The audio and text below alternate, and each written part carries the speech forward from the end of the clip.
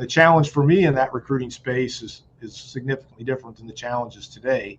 But I do think there's some constants, the ability to engage with people, tell the Army story, the ability to get over those things that young men and young women may object to with regard to thinking about service, and having a little bit of humility in the ability to communicate that, tell your story, tell the Army story, not over sensationalize it, but at the same time, take a look at it from a sense of pride, from a sense of accomplishment, without having arrogance in that space, because humility has a little bit to do with not being overly arrogant.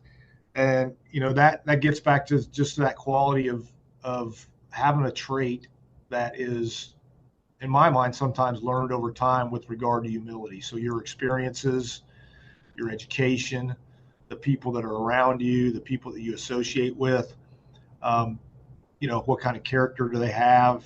How do they approach the challenge of the day? And I talked to the recruiting, battalion and brigade sergeant majors about, hey, just try to, talk to our recruiters about being down to earth,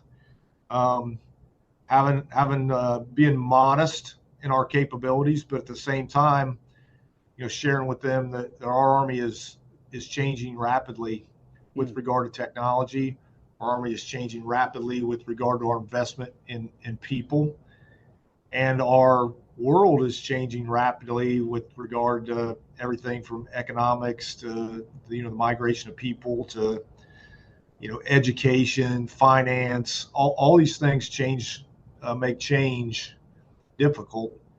And if you're not thinking critically, being present, and then also understanding that you don't know it all, and having a little bit of humility, I think that being able to communicate that to people and having everybody kind of understand where their place in the world lies and not try to over exaggerate that or under exaggerate it.